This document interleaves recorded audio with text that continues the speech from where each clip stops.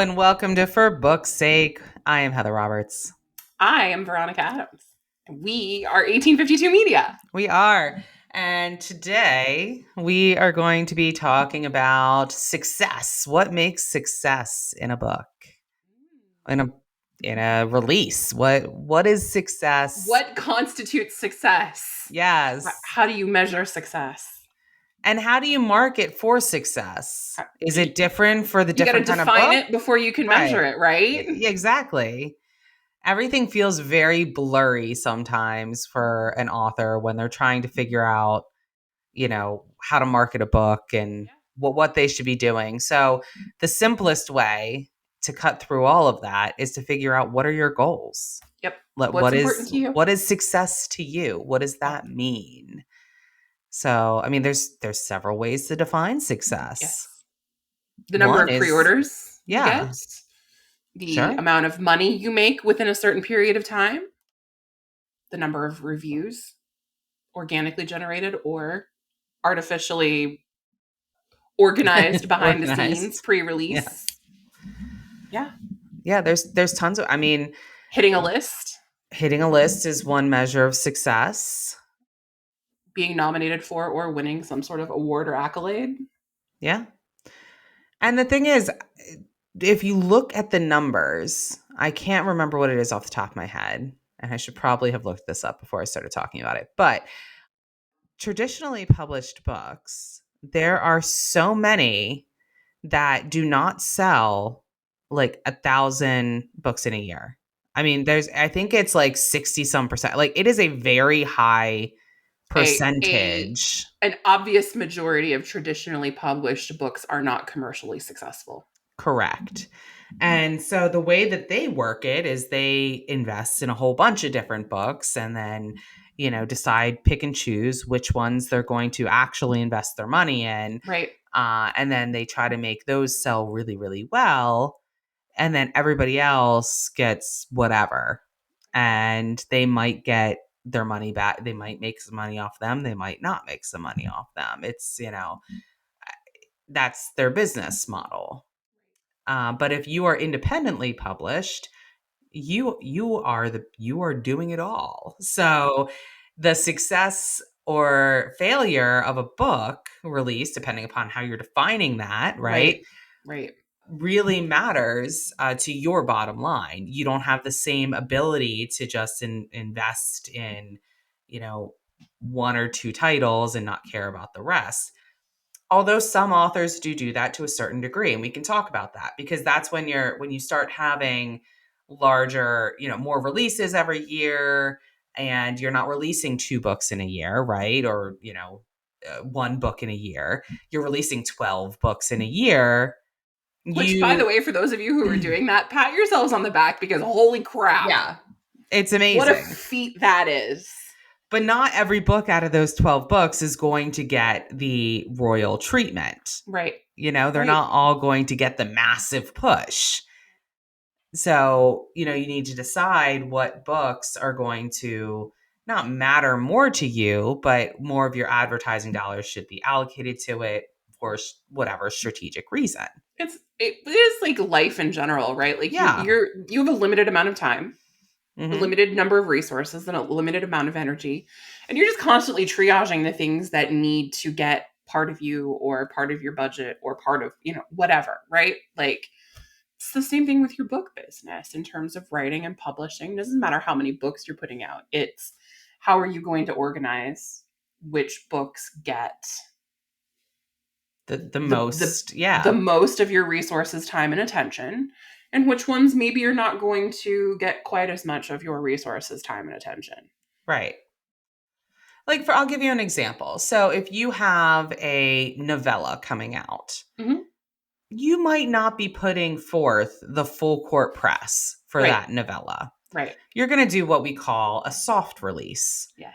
Which is releasing it. You'll do a little bit of promo. You're obviously sending it to your newsletter. Mm-hmm. You're letting your readers know it's available. Yeah. You're doing the basic stuff for that novella. Yes. Marketing 101.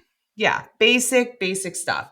What you're not likely to do is all of the bells and whistles stuff in the way that you would if you had a book one of a brand new series coming out where you have planned, 7, 8, 10 books in that series.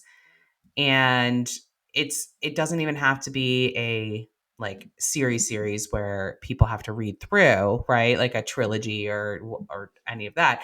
It can be as possible into that series Mm-hmm. than if you're releasing book 7 in that Yes, series, you know? Even if they're all absolutely. standalone. Right. So that's when you want to start thinking about doing things like book boxes, big giveaways, Yes. massive newsletter swaps with other authors within your genre. Paid influencer promotions. Right. A higher ad spend. Yep. You're going to put more of your marketing dollars Exclusive there. alternate covers available only in your store. Right. Yeah. Uh, Giveaways. Swag, giveaways, Yep. all of that. Mm-hmm. The bells and whistles, shall I say, for these. And yeah, that's where you're going to treat your titles differently as an Mm-hmm. indie with the same type of business model that the trad publishers use.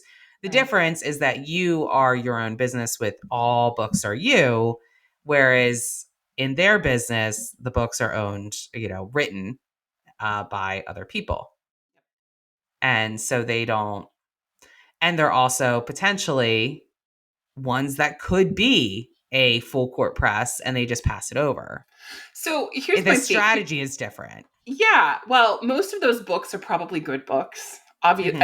Listen, traditional publishers don't have time to waste investing any of their resources, even a limited number of them, on a bad book. Mm-hmm. So Yeah. by and large, good book, probably well edited in most cases, maybe not in all of them, depends on the press, right? Most, though. Yeah. Uh, well edited, probably an enjoyable book for a lot of readers, but it's Mm-hmm. getting it out in front of the readers where the effort really changes. Right. And only a small percentage of the traditionally published books get that energy. Um, Correct. you want to employ the same strategy. Like your books need to be the same level of quality across the board. There needs to be Oh, uniform absolutely. consistency. Yeah. But you too have to make decisions about which of your books are going to get the lion's share of the resources and which ones are not. And it's oftentimes for some of the newer authors, they're probably listening to this and like, wow, that's going to be expensive. Yes, it is. It It is is. expensive. You got to spend But money you to make money. Right. And you have to often build yourself up for that. Or Mm-hmm. you have to be willing to invest a certain amount of capital, knowing that you may not see a return on that in the first year or even 18 Right. months.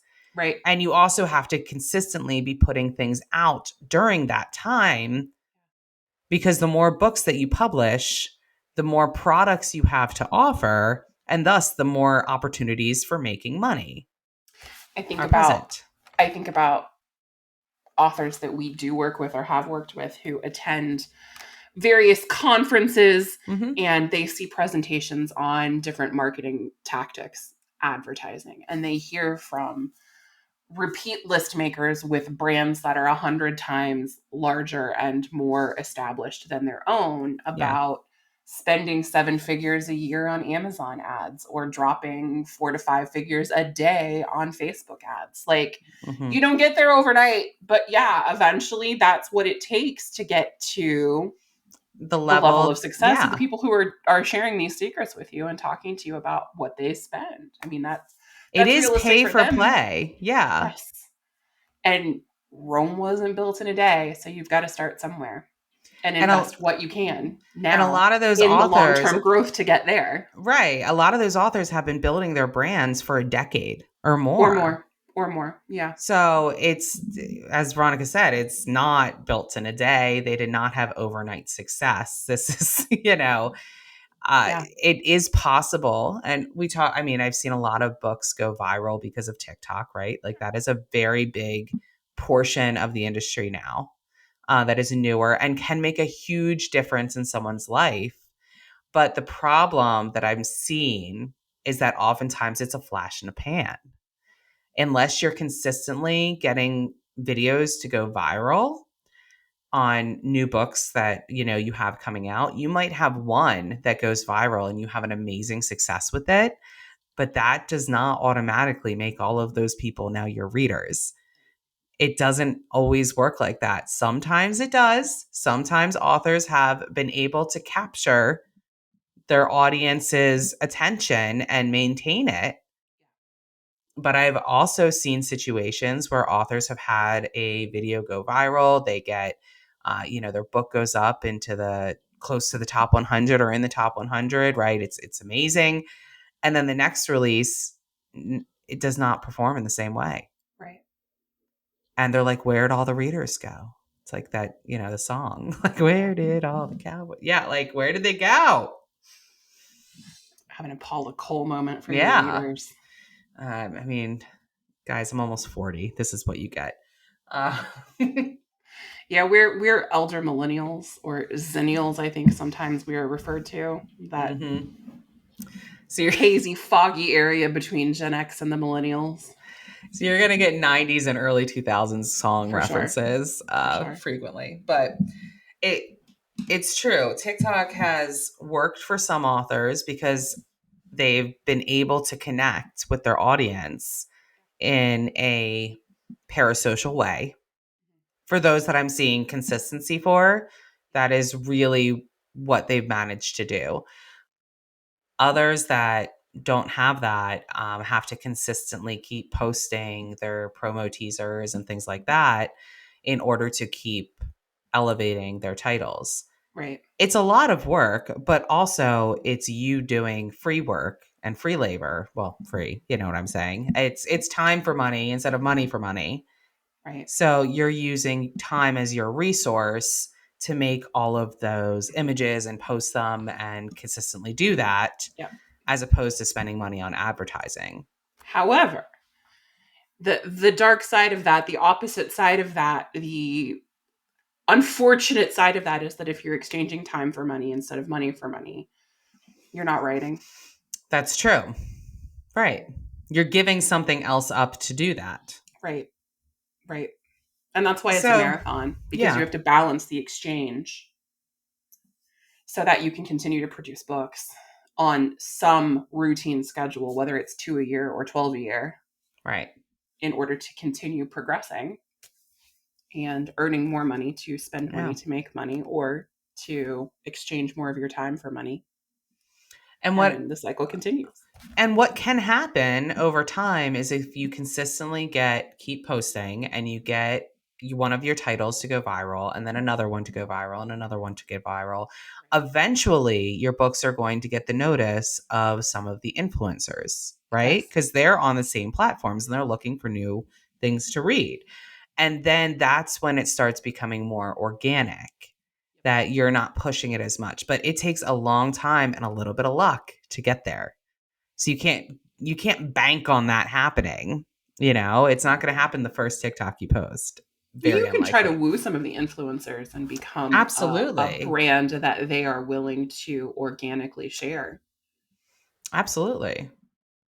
That's a possibility for sure. But I'm just saying, like, there's several ways to do it, and it's Right. not always, as easy as some like to think that it is. I mean, I see those TikToks, and I'm sure you do too, where they're like, just publish on KDP and you can make money from home. And you're like, yeah, okay. Like that's I mean, it's not maybe in that simple. 2014. Right. Like, yeah, in 2014, you could basically publish something and it would sell without doing much of anything because the Amazon algorithm was such that and what was available, it was such that, there was space for that. Now we're in such an oversaturated land that you have to really market yourself differently, push yourself and promote Yeah. yourself. We've reached critical mass, especially in romance. I don't know that this is necessarily true in other genres, but we've reached critical mass where authors are leaving KU now. Right. Because it's not nearly as lucrative as it used to be, even for Mm-mm. authors who've had a lot of success in KU, who Yeah. maybe have made almost all of their money in KU. I've They're had, leaving for yeah. wide and Kobo Plus or self distribution or a combination of the two, and hoping for the best because there's just too much competition. And the pay to play thing the amount of money you have to invest in advertising does not provide the same level of return that it used to in that particular setup. Exactly. Well, and it's also true that there's not, I don't think, as many people joining KU Mm-hmm. as there once was. Sure. So it's also the audience, right, of new For potential sure. readers For sure. is being tapped. And I've had some clients who are going wide because of the KU situation. I mean, for those that don't know, they have dropped payments per page down to levels that have never been Never seen before before. seen. Yeah, Yeah. they are low. They You are. thought KENP royalties were in the basement. You had no idea how much lower they could go. You didn't know that there was 10 more floors below you. Yeah, and here we are. Man, it's terrible. It is so low. And people are saying, oh, it might pick back up. There are some who are willing to ride it out and are hoping that it'll pick back up, but it's really made a major impact on a lot of people. Absolutely. We've had some clients who've had to, going, they were full-time authors and now they no longer can be full-time authors because Right. of the impact that payment structure has been. That it literally, you're doing the same work Right. and they just gave you a pay cut. Right. Right. You're That's investing in, you're spending more money. $100 on an Right. ad campaign with the expectation that that $100 is going to turn into what has historically been, let's just say, $500 in Sure. royalties, right? I would spend 100 to make 500 all day, every day. Of No questions course. asked. But now your $100 spent marketing, as far as KU is concerned, is only netting you 250. Still a good return, but But your not the royalties have same now just been level. cut in half. Right. So, And when you extrapolate that across many books, authors mm-hmm. are seeing their incomes literally sliced in half, Yes. if not more. Yep. And everything is more expensive now. Yes. Everything's more expensive. Book covers are Sure. more Everybody has raised expensive. rates. Everyone's Everything. right Yeah. because of inflation. So Yes. any sort of marketing support that you're going to get is going to be more expensive than it was, which cuts into your margins. Ad And clicks. I mean, just pay per click just advertising is more advertising is, expensive. yes. This is Book making it covers are more expensive. Like just everything. and this is making the industry sound so bleak, but I think it's important to know what you're up against Yes. because you need to realize that this is not going to be the easy get rich quick thing that Yeah. oftentimes people on the internet like to make it out to be. And that's why it's so important to have a definition of success so that you can measure Yes. it for every stage of the process that you find yourself in on this journey. Because what success looks like to you, what realistic success should look like to you as a debut author, because Mm-hmm. having partnered with many debut authors in the past, I know sometimes it's a little bit difficult to match Sure. expectation with reality when it's your first go around. But if you're relatively new, if you're brand new, or you've only published a handful of books, it's very important to have a realistic expectation Yeah. and to be able to measure your success in a realistic growth metric Mm-hmm. so that you don't get discouraged, so that you can stay the course, so Right. that This is a marathon. You have 10 to years from remember. Yeah. now, you have one of those really recognizable, commercially successful brands. And that's really part of it. It's being able to hang in when Mm-hmm. things are really bleak. Yep. Because everything is cyclical in this industry. There are some really low lows and then there's Mm-hmm. some amazing high highs. Well, and And we've sometimes seen it. timing is just everything, right? Yeah. Like you get lucky or you get unlucky. Right. Nobody So, has a crystal ball. Nobody can guarantee you that when you do X, Y, or Z, it's going to be the perfect time to execute it. correct. So you really need to think about those success metrics and what they mean for you. And be in it. If you're a hobby writer, and by hobby writer, I mean somebody who's not treating this as a career, You have a day job, you you have something that you've poured your life and you're into, not and this is you're not trying to make it into a career. This it's is a creative outlet that you've yes, monetized, or it's a side hustle that you that you you enjoy, but right. It If funds your vacation every year or something, whatever. Right. Yeah. If that's, your situation, then, that's fine. Then that. Just be realistic about that. If this is, your career, then you need to be willing to hang in there for the long haul. And you also need to be doing the right things, writing more, writing as much as possible so that you can keep producing and stay ahead of the market and make sure that you have something to be able to, put out into the market to be able to consistently get returns back on. Because Right. every release is not going to be the same. No. The goal is to build on every release, but every release is not going to be the same. Right. It can be very Well, and frustrating too. you as the author also have to appreciate the differences from one book to the next or one series to the next, right? Like,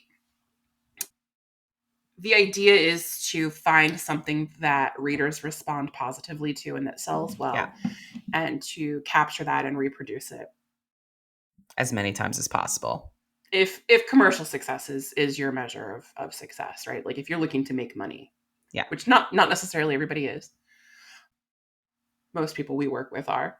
Yeah. But generally speaking, when you change from characters in an interconnected story or from one series to a spin-off series, things change. You're losing something from the original that probably is not going to be that you're not going to appreciate in the replication or in Right. the spin-off or in the next volume. And so you have to be prepared for things to do better than you expect, and also for things to not go as well as you expect. Exactly.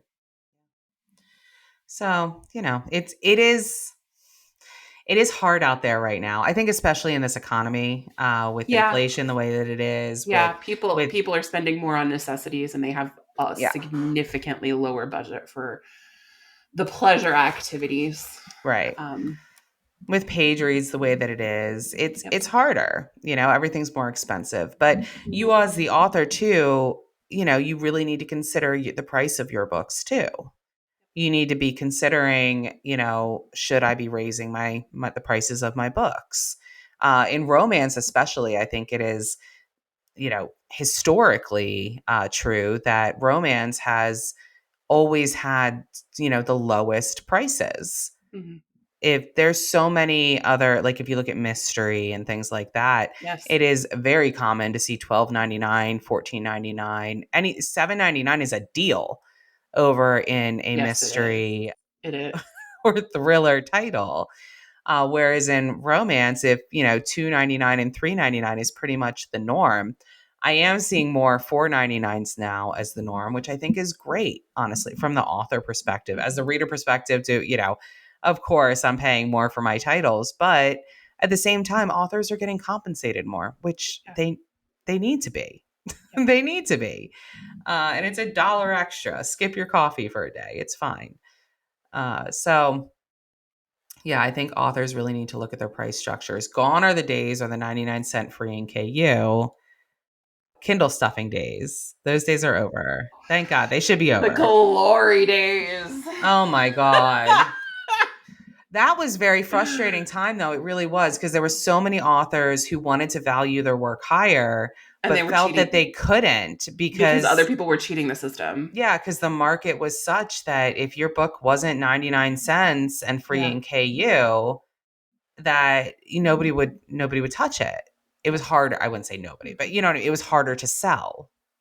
I feel like that was a period of time in which we as a company also saw a lot of clients just give up and walk away from their businesses. Like Mm-hmm. it, that was the era in which I think we've had the most collaborators Yeah, no longer turnover. even be writing at this point. Right. Like Yeah. those folks have just said, you know what, I'm going to try something else, or I'm just going to hang this up and forget that I did it. Yeah. So for those that are lamenting about the tough times, there have been other tough Oh, times. for sure. This is not the only time that things have been hard. Yeah. But I do want to validate your feelings if you're feeling like things are harder than usual. Yeah. They are. They And we are. haven't even touched on AI and what it's doing Oh my to every God, right? corner of the industry. I mean, we've talked about that in different episodes, but yeah, in Yeah. this Like in this context, context, right? We yeah, haven't really even added that into the mix, but yeah, that's another issue entirely it in is terms of so hard. content generation from Right. all Yeah. aspects. Yeah. And you also have to trust the third parties that you're working with to For ensure sure. that they're not, speaking on AI particularly, Mhm. that they're not using AI to sell you, you're paying for a human service and then they're turning Right. around and giving you an AI Right. creation that isn't commercially viable. Yep. When we're speaking about book covers and things like that. Mhm. Even ghostwriters, for example, if you're Yes. hiring a ghostwriter, be very clear that it must be human generated content. Used to be the worst risk involved in hiring a ghostwriter was that they would go out and just literally rip pieces of somebody else's book and insert them into yours. But Yeah. now, Now they can do that so much easier. now they can ask the AI algorithm, Hmm. robot generated, whatever, to dress it up and make it less detectable.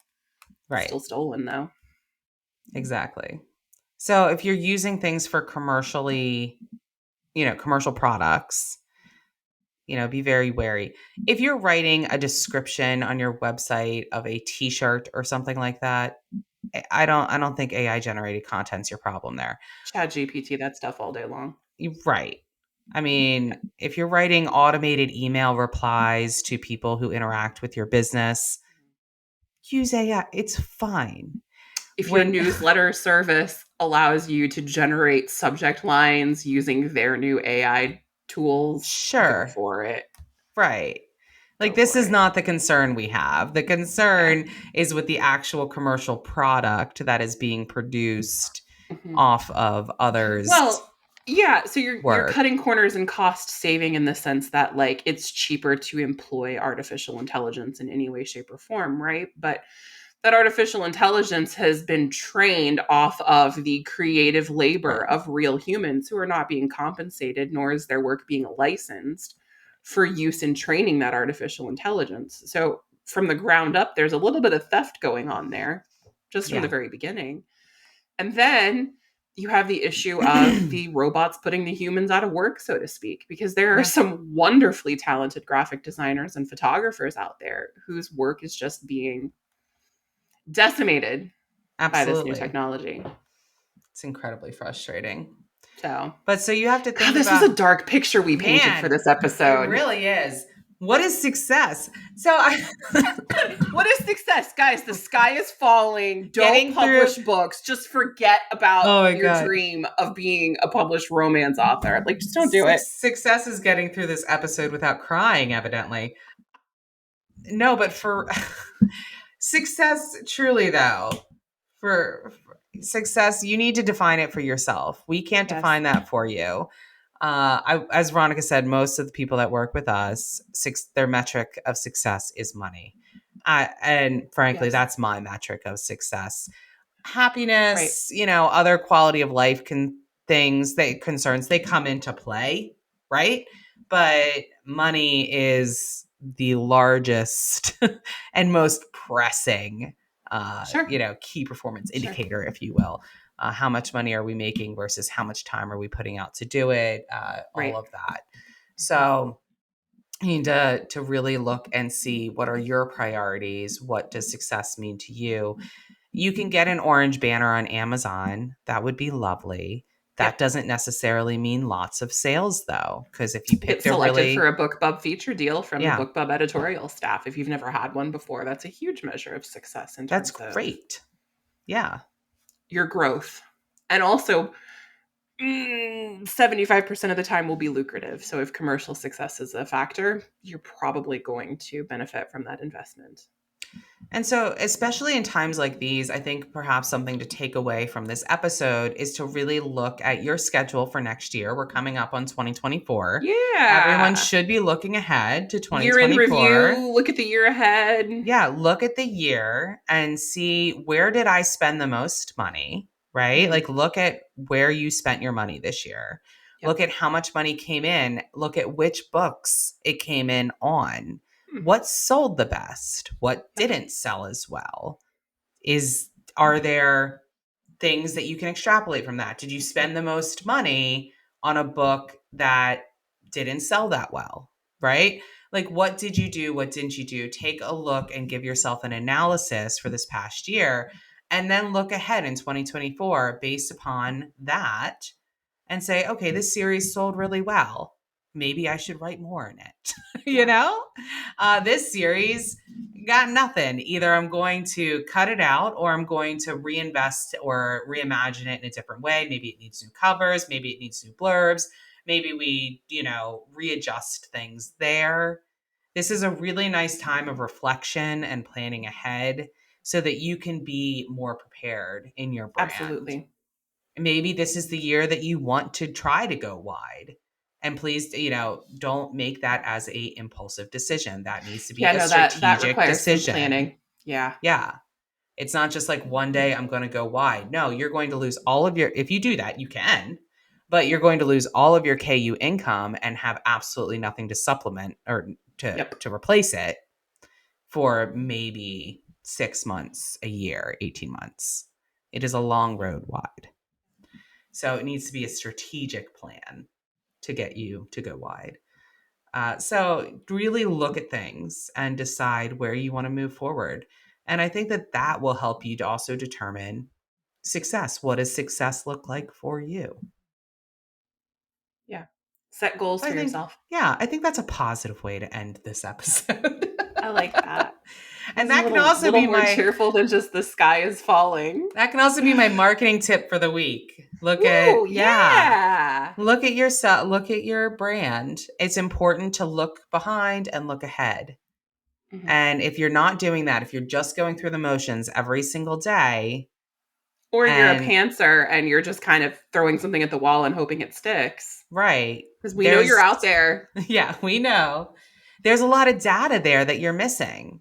Yes. And that's sometimes, a lot of what clients will come to us. And that's the first thing we'll say is, let's look at your books.